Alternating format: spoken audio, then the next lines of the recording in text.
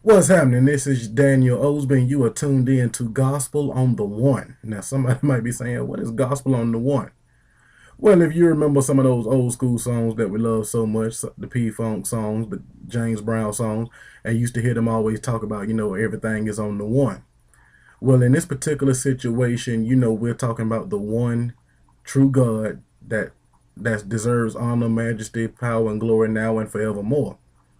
So this is Gospel on the One. What I'm going to do in this series is I'm going to take some of my favorite old school songs, some of my favorite funk songs, and show you how God spoke to me through them. Now, I know somebody may say, how did God speak to you through some old school?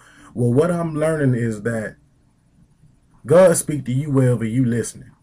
Sometimes we so busy waiting on God to come in a certain voice, come a certain direction, and we miss him.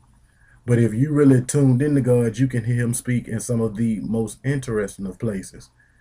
So that's just it. Some of you may like it, some of you may not. But for those who this is for, I definitely pray that it's a blessing. So the first song I'm gonna talk about, I'm gonna go with one of my favorite groups, Parliament-Funkadelic. They did a song on the clones of Dr. Funkenstein, and the name of the song was Gamin on You. And Gaming on You, it was a real funky song. And at the end of the song, it just keeps saying this one verse. People keep waiting on a change, but ain't got sense enough to come in out of the rain. Now, you wouldn't expect, some brothers walking around in diapers and wigs and, boots in the background. Oh, yeah, I'm so down, bubble. You wouldn't expect brothers like that to say something so profound. But really, let that get into your psyche for a minute. People keep waiting on a change, but ain't got sense enough to come in out of the rain. That's heavy. And when I listen to that, it makes me think of the verse in the Bible, is Hebrews 12 and 1. Therefore, since we are surrounded by such a great cloud of witnesses, let us throw off everything that hinders and the sin that so easily entangles, and let us run with perseverance the race marked out for us. I believe the King James, for you King James lovers, lay aside every weight and every sin that so easily besets you. Whatever it is that's keeping you drenched, whatever it is that's keeping you from moving forward, whatever that's holding you back, let it go. But we don't always do that. We talk about we want to change. We cry. We go to the altar. Lord, I want to be saved. Lord, oh Jesus. We do all that kind of stuff. We waiting on that change, but we're not coming out from what's hindering us. I don't want to get drunk no more, but you keep hanging around drunk folk, and you ain't necessarily witnessing to them or whatever. You just hanging around them. They passing the bottle, and it's becoming more of a temptation for you because you want some of that bottle. You hanging at the liquor store. You want to stop going to you want to stop lusting, but you keep hanging out with your stripper friends. You wanna you wanna stop cussing, but you still listening to a whole bunch of music with cussing or whatever your situation is. This ain't a thing of me judging you or telling you what to do or what not to do. You know where your struggle is. You know what you're dealing with. And we all have struggles. We all have stuff that we're dealing with. And we're waiting on that change. We're praying that God changes us.